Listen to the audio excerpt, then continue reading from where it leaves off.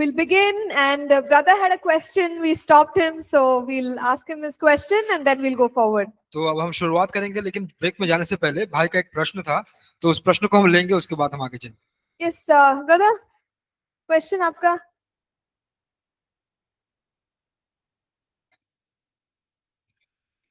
हाँ.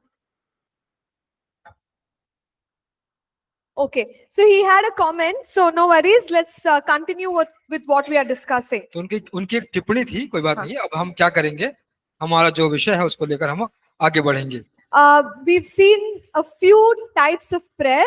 तो हम लोगों ने कुछ प्रकार के प्रार्थनाओं के बारे में देखा। Now let's look at prayer of agreement. तो एक सहमति की प्रार्थना के बारे में आज हम अब देखेंगे। Can somebody read from Matthew 18 and verse 19? क्या कोई मत्ती 18 का 19वां वचन पढ़ सकते हैं?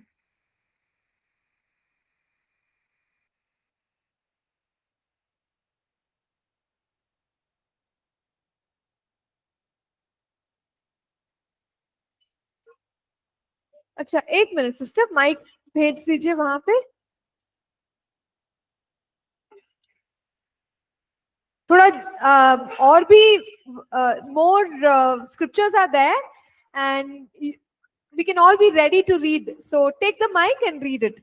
देखिए वचन और भी पढ़ने के लिए रहेंगे, तो जल्दी से ना माइक लीजिए, पढ़िए, थोड़ा जल्दी कीजिए इसका। हाँ, Matthew 18 verse 19. मत्ती 18 का 19।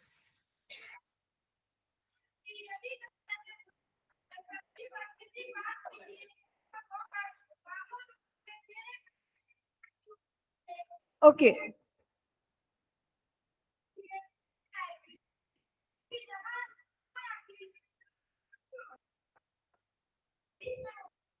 Fine.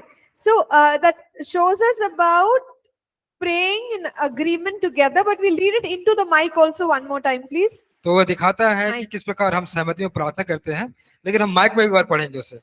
फिर मैं तुमसे कहता हूँ, यदि तुम में से दो जन पृथ्वी पर किसी बात के लिए एक मन होकर उससे मांगे, तो वह मेरे पिता की ओर से जो स्वर्ग में है उनके लिए हो जाएगी।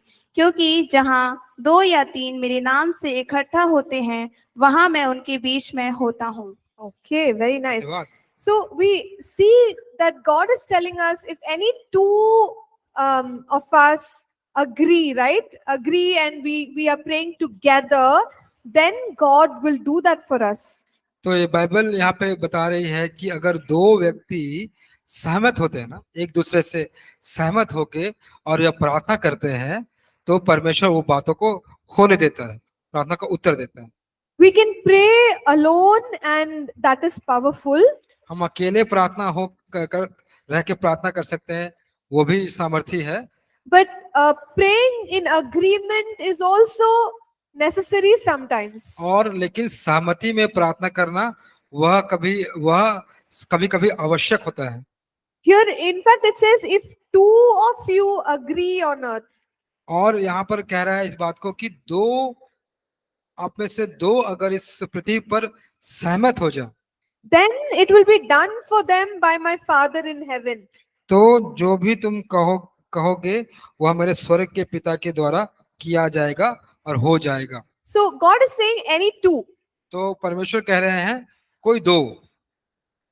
There are, in certain situations we may want to pray with at least one other person.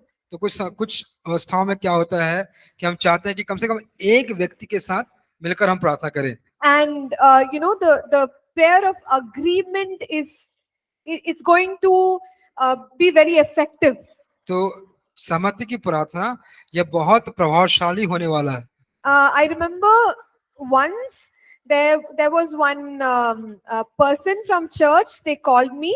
तो मैं याद करती हूँ कि एक कलीसिया के एक भाई थे या एक व्यक्ति था, उन्होंने मुझे बुलाया। They were in the hospital. वे अस्पताल में थे। And they got a particular report.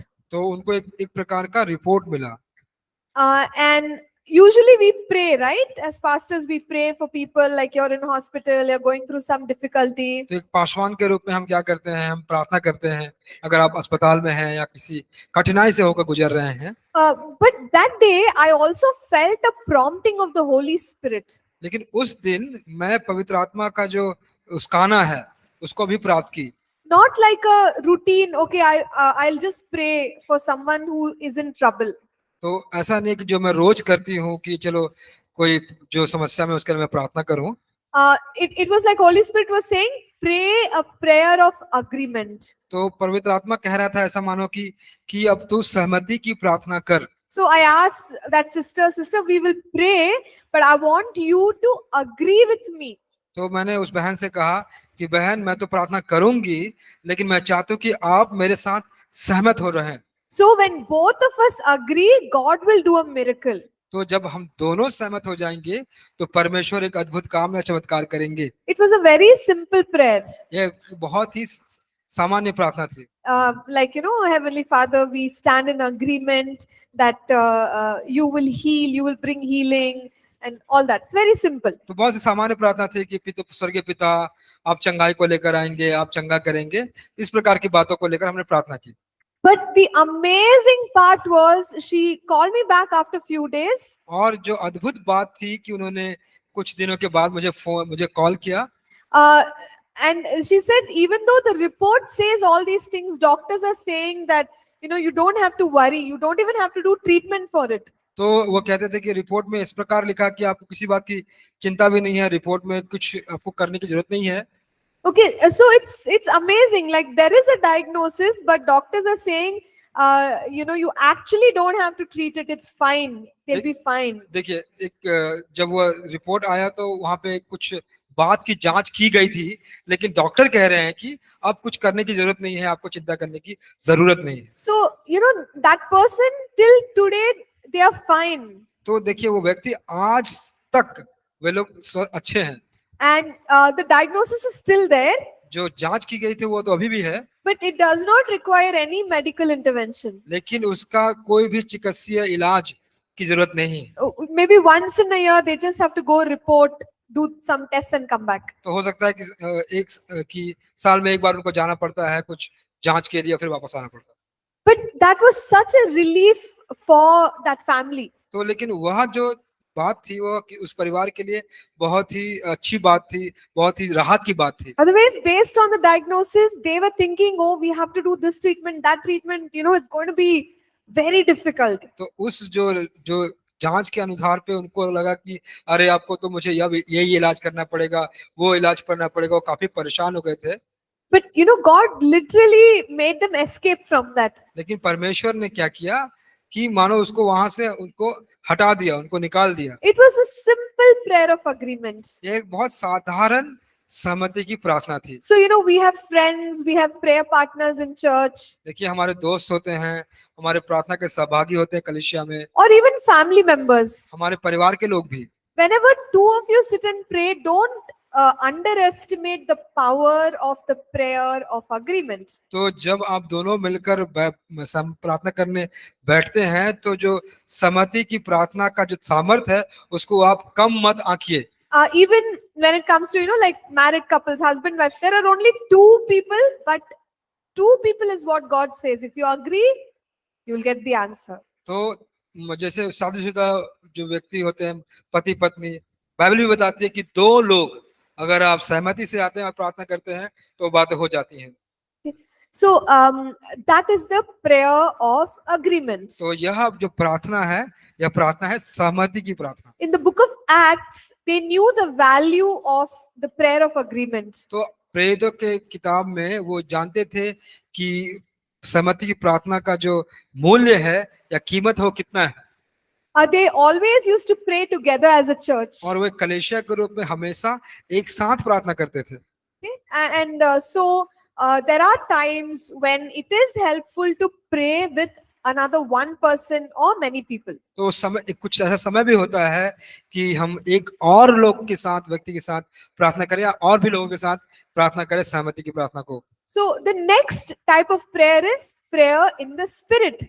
और दूसरी प्रकार की जो प्रार्थना है वो है आत्मा में प्रार्थना। Prayer in the spirit, we all understand that it is praying in tongues. तो आत्मा में प्रार्थना हम लोग समझते हैं कि यह अन्य भाषा में प्रार्थना करना है। And we can pray in the spirit at any time. और हम अन्य भाषा या आत्मा में प्रार्थना कर सकते हैं कभी भी। Let's read a passage from 1 Corinthians chapter 14. आइए हम एक भाग पढ़ेंगे वचन का, पहला कोरिन्थियों उसका 14 अध्याय। पहला कोरिन्थियों उसका 14 अध्याय Please read verse 15 to verse 17. और 15 वचन से लेकर 17 वचन तक पढ़िए। 15 वचन से लेकर 17 वचन तक। अतः क्या करना चाहिए? मैं आत्मा से भी प्रार्थना करूंगा और बुद्धि से भी प्रार्थना करूंगा। मैं आत्मा से गाऊंगा और बुद्धि से भी गाऊंगा। नहीं तो यदि तू आत्मा ही से धन्यवाद करेगा तो फिर अज्ञानी तेरा धन्यवाद पर आमीन कैसे कहेगा? क्योंकि वह तो नहीं जानता कि तू क्या कहता है। Can you read verse 2, sister? 2. आप दूसरा वचन पढ़िए। क्योंकि जो कोई अन्य भाषा में बातें करता है वह मनुष्यों से नहीं परंतु परमेश्वर से बातें करता है, इसलिए कि उसकी बातें कोई नहीं समझता, क्योंकि वह भेद की बातें आत्मा में होकर बोलता है। Okay, very good. बहुत धन्यवाद, अच्छी बात। So we see here हम यहाँ that पर देख पाते हैं कि when we pray in the spirit, we are praying mysteries. और हम जब आत्मा में प्रार्थना करते हैं तो हम रहस्य की प्रार्थना करते हैं। We pray to God, हम परमेश्वर से प्रार्थना करते हैं and that what we are saying others cannot understand. तो जो हम कह रहे हैं दूसरे लोग समझ नहीं पाते। And we are praying to God actually. और अब हम सच्चाई से या वास्तविकता में परमेश्वर से प्रार्थना कर रहे हैं। In verse 14 and 15, Paul says like, I pray in the spirit, and I also pray with my understanding. और 14 वचन में पौलुस कहता है कि मैं अपने आत्मा में प्रार्थना करता हूँ, अपने बुद्धि में समझ में प्रार्थना करता हूँ। He also says, I sing with my spirit, I sing with my understanding. और वह कहता है कि मैं आत्मा में भी गाता हूँ और मैं आराधना भी अपनी आत्मा में करता हूँ। So there are like two different prayers. तो यहाँ पर दो अलग प्रकार की प्रार्थना है। One is praying in the spirit. एक है आत्मा में प्रार्थना, One is praying with understanding. और दूसरा है समझ से प्रार्थना, समझ के साथ प्रार्थना, बुद्धि से प्रार्थना। When we pray in the spirit, God, obviously God can understand. तो जब हम आत्मा में प्रार्थना करते हैं तो परमेश्वर तो जरूर है कि वो हमारी प्रार्थना को समझ सकता है। When we pray with our understanding, God can understand. और परमेश्वर के साथ अगर हम अपने समझ से प्रार्थना करते हैं तो भी परमेश्वर समझ पाते हैं। Okay, but we are doing it in two different ways. लेकिन हम उससे दो अलग तरीके से कर रहे हैं। So people ask the question, like, should I pray only in the spirit? Should I pray only with my understanding? तो कुछ लोग प्रश्न करते हैं कि क्या हमें सिर्फ आत्मा से ही प्रार्थना करनी है या क्या हमें अपने समझ में ही प्रार्थना करना है। It can be a combination. तो ये दोनों का मिलावट भी हो सकता है।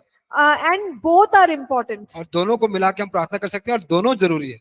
If we only pray in the spirit and we never pray with words, that can also limit us. तो अगर हम हमेशा आत्मा में प्रार्थना करें या और सिर्फ और वचन से प्रार्थना ना करें तो ये हमें क्या होता है, हमें सीमित कर देती है।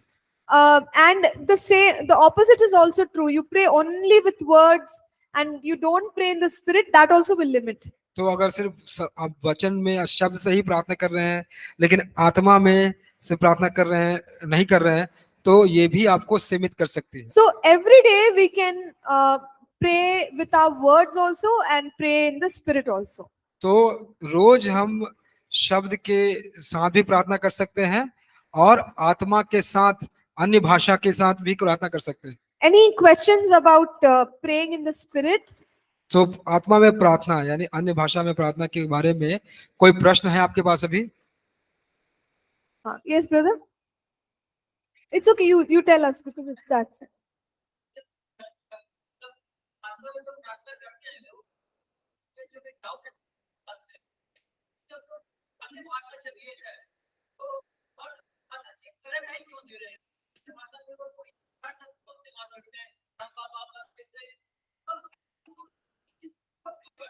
Mhm.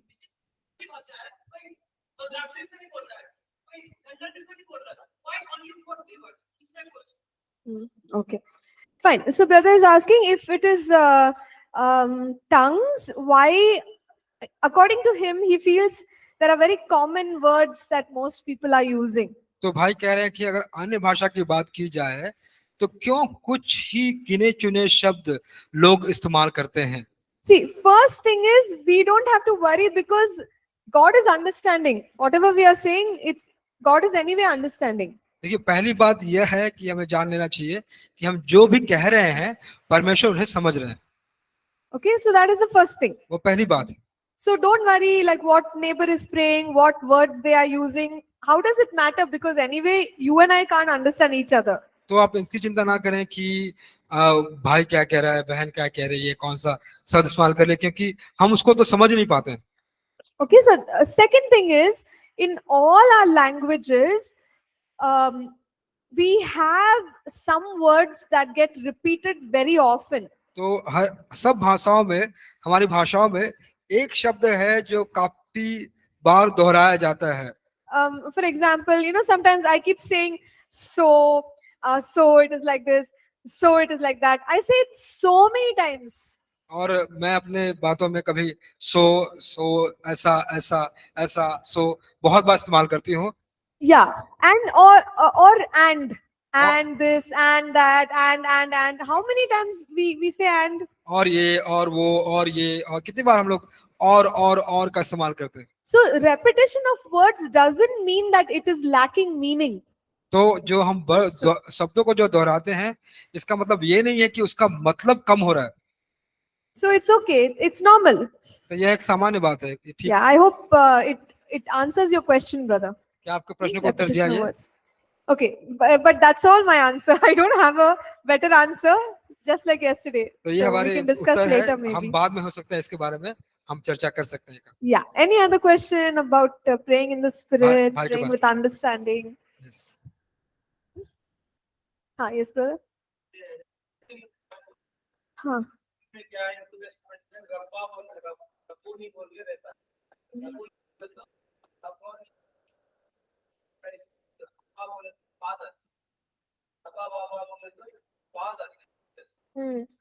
See, brother, in 1 Corinthians chapter 13 and verse 1, I think. Yeah, I'll just go to it. पहला कुरिन्थियों उसका 13 अध्याय उसका पहला वचन। Yes, it is. हाँ. Chapter 1. Correct. So it says, though I speak with the tongues of men and of angels, but have not love, I have become sounding brass or clanging cymbal. देखिए यहाँ पे कहता है कि यदि मैं मनुष्यों और स्वर्गदूतों की बोलियां बोलूं और प्रेम न रखूं तो मैं ठनठनाता हुआ पीतल और झंझनाती हुई झांझ हूं। So it says, tongues of men and of angels.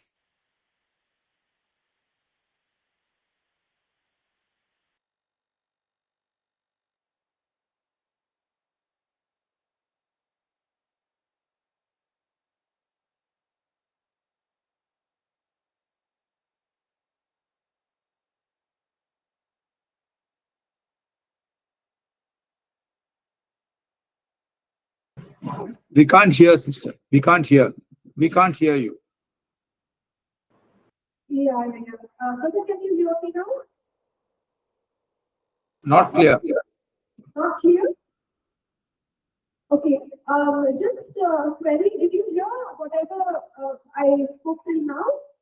No, Nothing at all. nothing at all. From 10:35? Maybe the last question only. Just the last question. Okay. So I'll just repeat the question and I will answer it. That should be fine, right? Yeah. Okay. So the question is, like one of the brothers, he shared certain words in tongues and said maybe the meaning of that word is some something because it sounds like a particular word. So I was just explaining from 1 Corinthians chapter 13, verse 1 that the Bible says tongues of men and angels. So when we speak in tongues, either we could be speaking the words of human beings, or we could be speaking the words of angels. So when it is the words of human beings, it's okay to interpret the way he was telling. But if we are speaking the language of human of angels, then it doesn't really matter. Us trying to interpret it. Yeah. So that is the answer. I hope you all got it. But brother, मैं समझ गया ना कि जो देखिए जो बात और जो दुनिया में होती है, तो भाई ने कहा कि उस बात का यह मतलब हो सकता है जो मनुष्य के बोलने से भाषा जैसा वो जान कर नहीं पा सकता, लेकिन उसको परमेश्वर समझते हैं कि बात को जो आप कह रहे हैं उसको परमेश्वर की आत्मा परमेश्वर समझते हैं. And therefore, if it is a language of angels, even like how brother is trying to interpret, right? We will not be able to interpret it. जिस प्रकार भाई ने कहा जिस प्रकार भगवान का लेते हैं, तो हम भी उस प्रकार जवाब ना करते हैं. All right? क्या बोलता है रहोनी मतलब बुला रहे हो.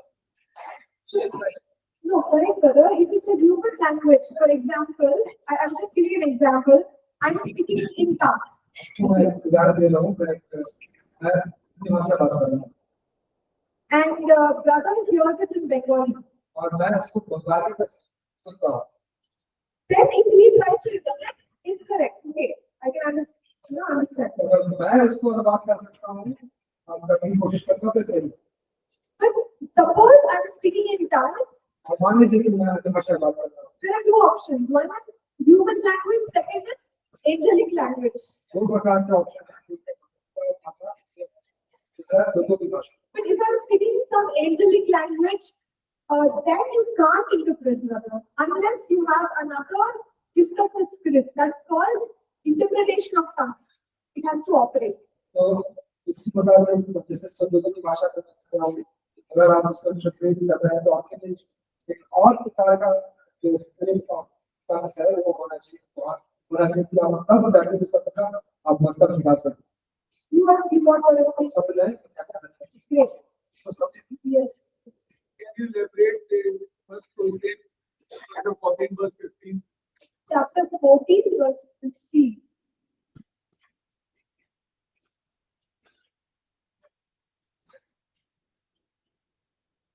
Yeah. So chapter 14 and verse 15, it says, what is the conclusion? Then I will pray with the spirit and I will also pray with the understanding. I will sing with the spirit and I will also sing with the understanding. जी 15 वचन कहता है कि सो क्या करना चाहिए. आत्मा से भी बातें करूंगा और बुद्धि से भी बातें करूंगा. मैं आत्मा से गाऊंगा और बुद्धि से भी गाऊंगा. भाई इसको विस्तार से और व्याख्या कीजिए. It means that like when we pray with understanding means pray with the language that we know.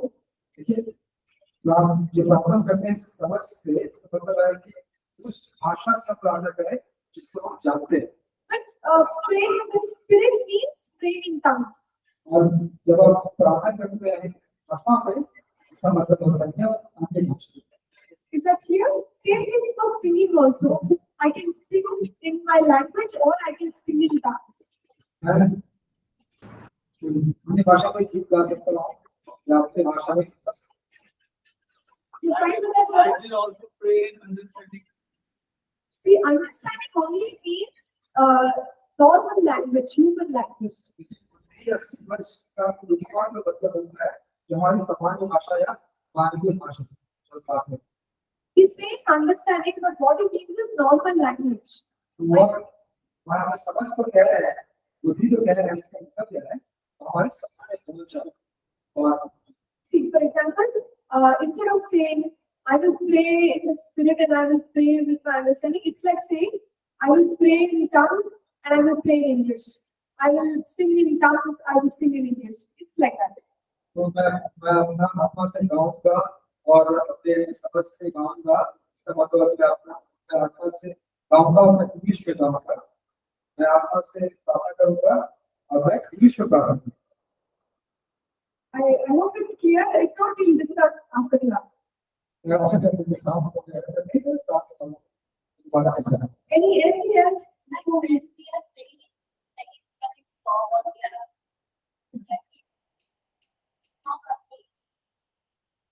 Yes. Yeah. Yeah. Still talking like if maybe we are in a job, we are doing something. That time, is it okay we are praying in tongues? Answer is yes. Yes, we're not doing loudly. मैं का काम है कहा कि अगर आप अपने कार्य क्षेत्र में हैं और अगर प्रार्थना करना चाहते हैं तो करें, जब जोर से बोल के प्रार्थना करें तो कह दें जोर से नहीं, लेकिन आप अन्य भाषा में प्रार्थना कर सकते हैं। All right. So we move forward. क्या हम आगे जाएं? Okay, one more question. There is a full chapter on praying in the spirit. एक पूरा अध्याय है और मैं प्रार्थना करने के बारे में। No, but let's take the question. I think she can answer. आइए हम दूसरे प्रश्न में आते हैं।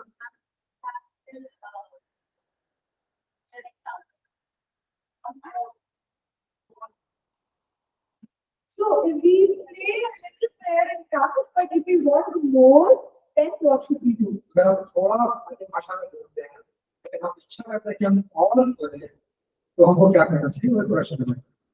So in the chapters that Paul wrote regarding gifts of the Spirit, उन बदलाव में जहाँ पर पौलुस ने आत्मा के वरदानों के बारे में कहा है, he says in 1 Corinthians 14 verse 1, और पहला पद 14 का पहला पद, pursue love and desire spiritual gifts. कि प्रेम का अनुकरण करो और आत्मिक वरदानों की धुन में रहो। So desire spiritual gifts. आत्मिक वरदानों के इच्छा में रहो। Desire is a key to increase in spiritual gifts. जो आपकी जो इच्छा है, वह एक चाबी है कि आप अपने जो आत्मिक वरदानों को और बढ़ाने की इच्छा है। See, there are many other keys like faith, okay, and knowledge of God. There are many other keys, but the first key is if you desire, like I want more tongues, I want more prophetic anointing. So when we desire like that, God will release more. So that is the beginning.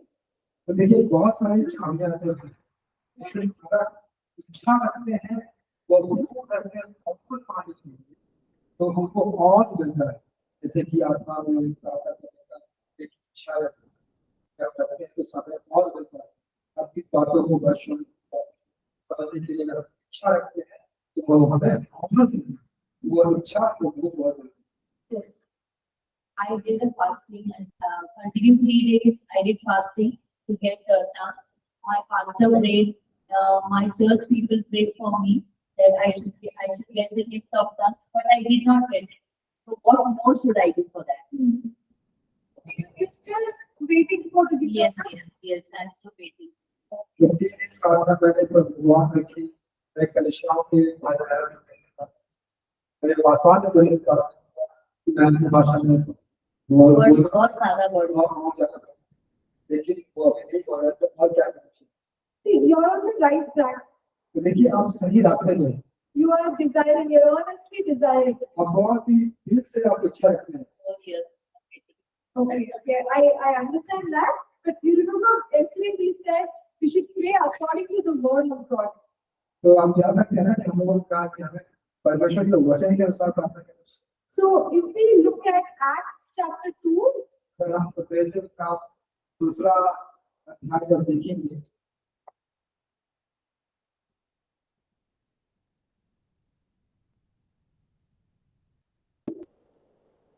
and verse 17, और उसका 17 वचन Yeah, and you know, God said, and it shall come to pass in the last days, says God, I will pour out my spirit on all flesh.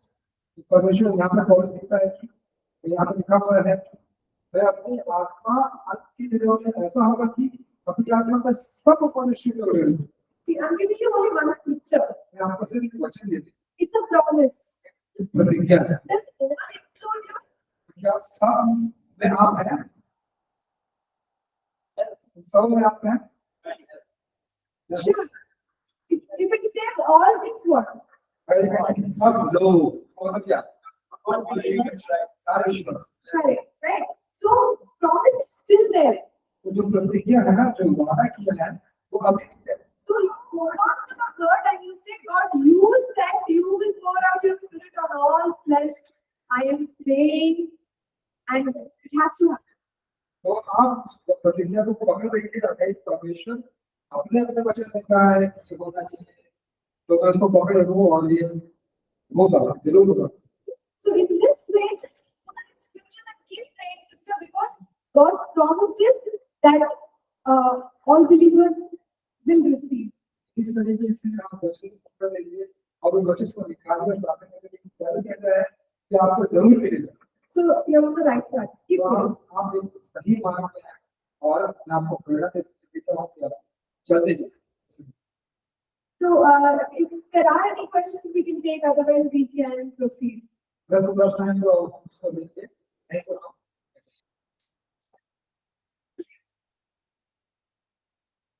We will just pause for a moment. We need to correct a little bit of the audio. So, we'll do that right now. जुड़ के देखिए छोड़िए।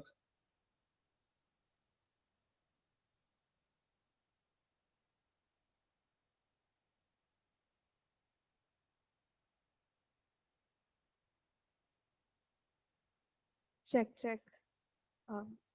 Check, check. Hello check check Just a moment.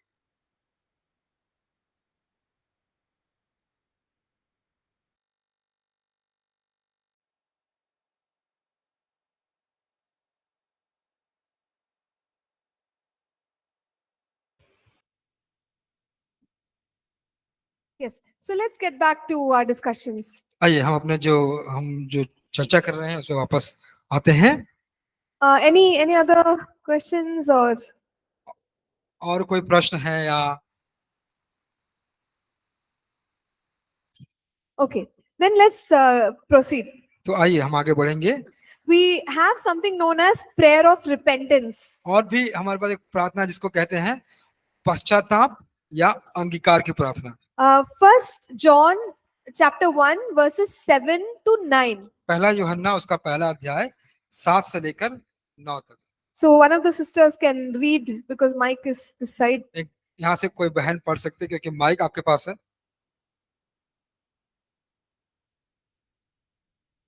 पढ़ें।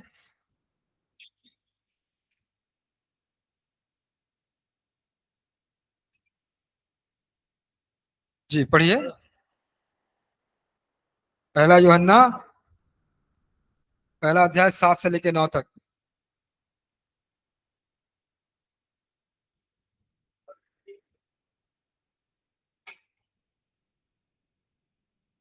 Mic नहीं है क्या वहाँ? Mike.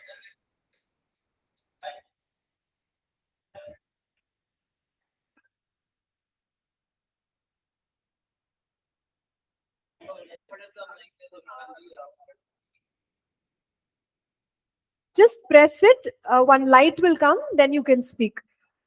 Just thoda press कर. पर यदि जैसा वह ज्योति में है वैसे ही हम भी ज्योति में चले तो एक दूसरे से सहभागिता रखते हैं और उसके पुत्र यीशु का लहू हमें सब पापों से शुद्ध करता है। यदि हम कहे कि हम में कुछ भी पाप नहीं तो अपने आप को धोखा देते हैं और हम में सत्य नहीं। यदि हम अपने पापों को मान ले तो वह हमारे पापों को क्षमा करने और हमें सब अपराध से शुद्ध करने में विश्वास योग्य और धर्मी है। Hmm. Right. So it's so clear. God says if we hold back any sin, we won't find forgiveness for it. तो यहाँ पे बहुत साफ रीति से लिखा गया है कि अगर हम अपने पाप को छिपा रखेंगे तो उसकी क्षमा हमें नहीं मिलेगी। But if we confess our sins, लेकिन अगर हम अंगीकार कर लेते हैं, पश्चाताप कर लेते हैं, then God will remove the sin from us. तो अब क्या करेगा परमेश्वर? वह पाप को हमारे अंदर से निकाल देगा Or he will cleanse us. और वो हमें शुद्ध कर देगा। So there are times when we may have to go in prayer and say, God, forgive me, I did this, I did that. तो कुछ समय हो सकता है आपके हम में कि हम कहें परमेश्वर आप मुझे क्षमा करें कि मैंने ये किया वो किया, Or we feel sorry for our thoughts. So- I'm thinking this, I'm thinking that, it's not correct. तो अपने विचारों के लिए हम माफी मांग सकते हैं, कहते हैं पता क्षमा कर कि मैं ऐसा सोचता हूँ, ऐसे सोचता हूँ। Or sometimes we say some words and those words are not godly. We feel so bad. और कुछ समय हम इस प्रकार के शब्दों को कह देते हैं जो अच्छा नहीं है, जो बुरा है, और हम बुरा एहसास करते हैं, अनुभव करते हैं। So basically, prayer of repentance is we are saying, God, we are so sorry. This happened, and I don't want to be like that anymore. तो मूल रूप से आप कहना चाहते हैं कि परमेश्वर अब मुझे ये नहीं करना है, मैंने जो किया उसके लिए आप क्षमा कीजिए, मैं इसको दोबारा नहीं करूंगा। But when we confess, the promise of God's word is God will cleanse us. तो जब हम पश्चाताप करते हैं तो परमेश्वर का वादा क्या है कि वो हमें साफ करता है। Because the blood of Jesus is powerful to remove every sin. कि यीशु मसीह का लहू है इतना सामर्थी है कि वह सारे पाप को हटा देता है। So we should also believe that God has forgiven us, so He's leading us in the path of cleansing. तो हमको यह भी विश्वास करना है कि पिता ने हमें माफ कर दिया है, क्षमा कर दिया है, और उस शुद्धता के रास्ते पे हमें वो ले जा रहा है। Because what happens to most of us believers is we say, okay, God, I did this, I'm sorry.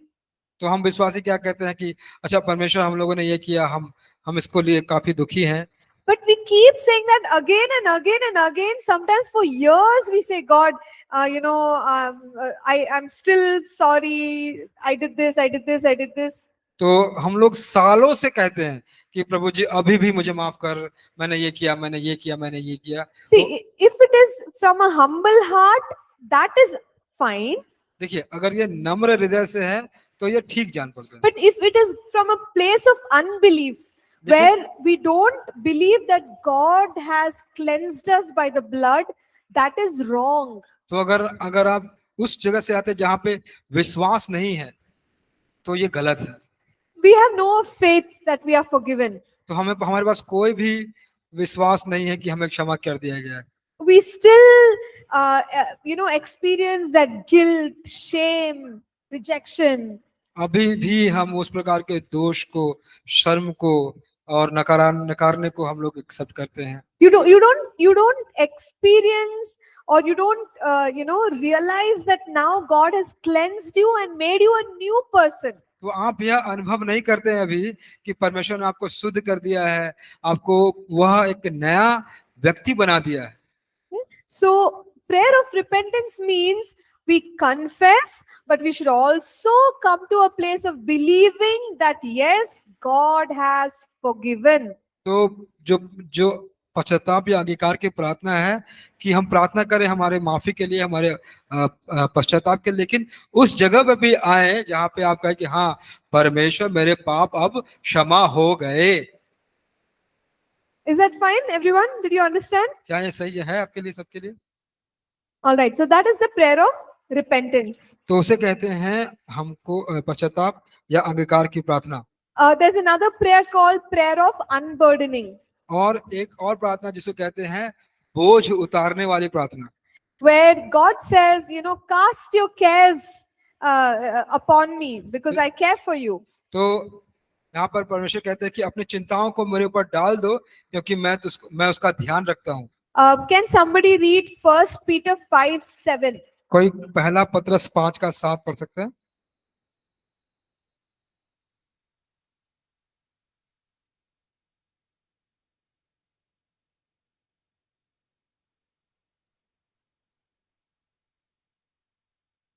और अपनी सारी चिंता उसी पर डाल दो, क्योंकि उसको तुम्हारा ध्यान है। So God is calling us to put our worries on Him. तो परमेश्वर हमें बुला रहे हैं कि हम अपनी चिंताओं को उस पर डाल दें। What we do, we carry the worries. तो हम क्या करते हैं, हमारी चिंताओं को ढोते रहते हैं, Always worried, worried, worried. हमेशा चिंता चिंता चिंता। You know, but God says, why don't you give the worries to me? परमेश्वर कहते हैं कि क्यों नहीं तो अपनी चिंताओं को मेरे को देते हो। And in prayer, we have an opportunity to give the worry to God. और हमारे पास प्रार्थना में वह मौका होता है कि हम अपनी चिंताओं को परमेश्वर को दे सकते हैं। So once God takes our worries, जब परमेश्वर हमारी चिंताओं को ले लेते हैं, God will give peace in our heart. तो परमेश्वर फिर हमारे हृदय में शांति देते हैं। Have you ever been through a situation which was very difficult for you? क्या आप उस घड़ी से होके गुजरे हैं जब वह घड़ी काफी मुश्किल थी आपके लिए? And have you ever in that time spent lot of time in prayer? और क्या आपने उस समय आपने बहुत सारा समय जो है प्रार्थना में बिताया हो? And we can feel the peace of God. तो हम परमेश्वर की शांति का अनुभव कर सकते हैं। Problem did not go away. लेकिन जो समस्या है वो तो चली नहीं गई, Problem is still there. समस्या अभी भी है। But what did we do?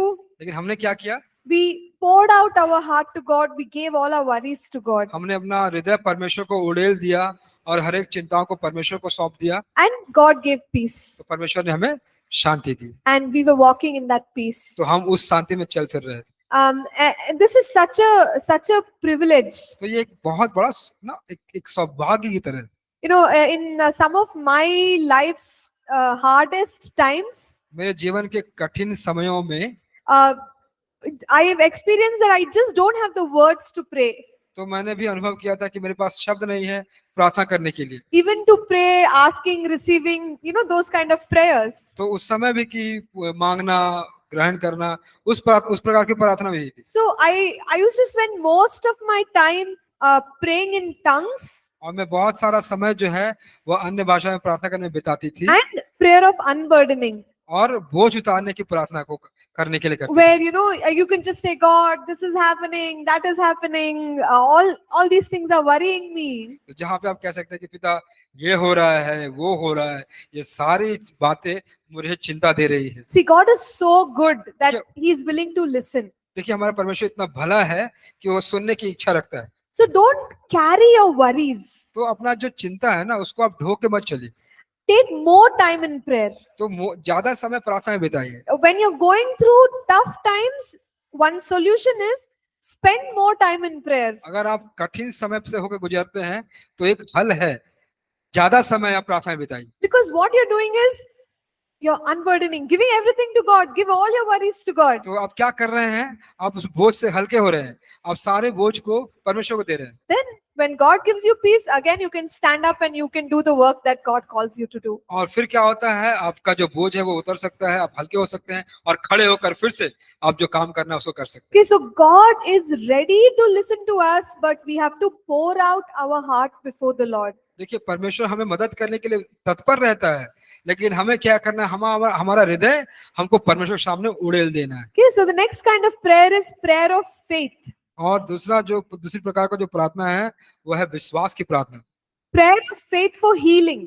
वह चंगाई की प्रार्थना है। So James says in James chapter 5, और याकूब के 5वें अध्याय में he says, if anybody is sick, कि अगर कोई बीमार है, call for the elders अपने प्राचीनों को बुलाओ, so that they can anoint with oil and pray a prayer of faith.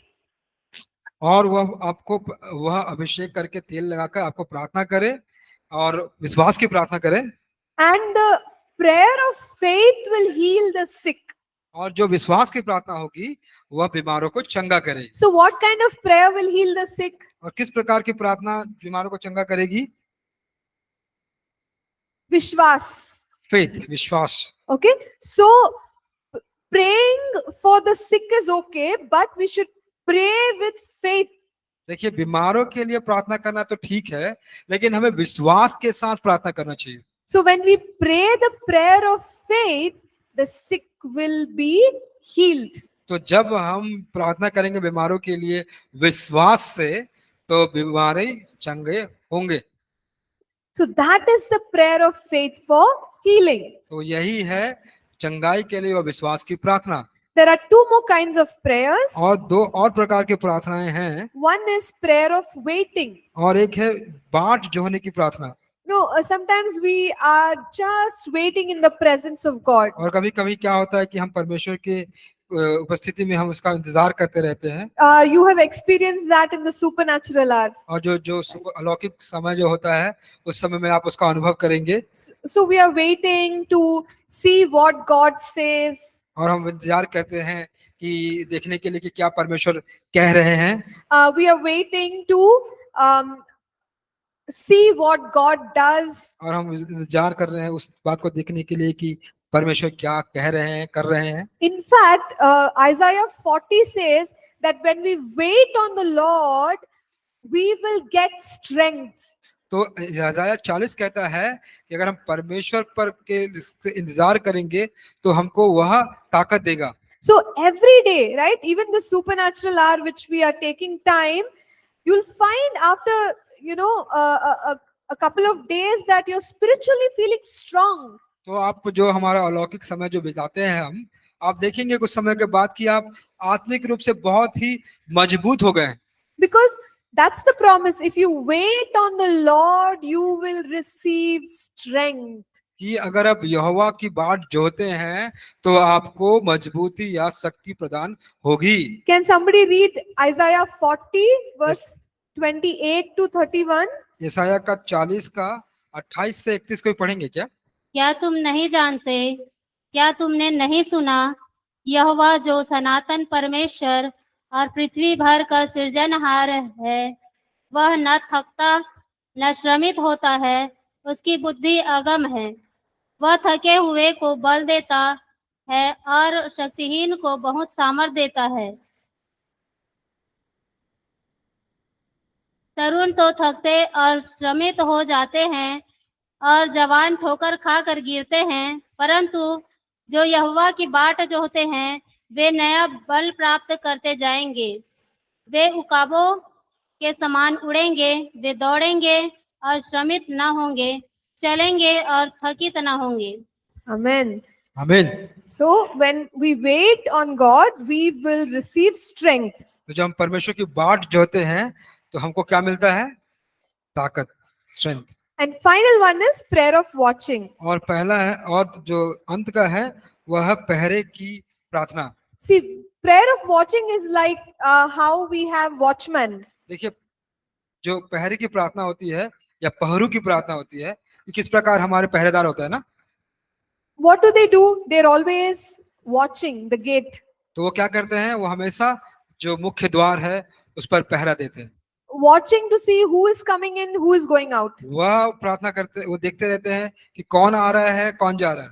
So that simply means when we are praying also, we are alert to not allow the enemy in any way into our lives. तो उसका मतलब होता है कि जब हम यह प्रार्थना कर रहे हैं तो हम सतर्क रहें कि जो शत्रु है वह किसी भी प्रकार से हमारे जीवन में अंदर ना आ जाए। And watching that God's promises will be fulfilled. और इस प्रकार को देखने के लिए कि परमेश्वर की जो योजना है, प्रतिज्ञा है, वो हमारे जीवन में पूरी हो। Okay, so let's stop here. We'll come back and start with chapter 5. आइए इसको अभी थोड़ा देर के रुकेंगे, फिर हम ब्रेक के जाएंगे, वापस आकर 5वें अध्याय में जाएंगे। Thank you, everybody. धन्यवाद।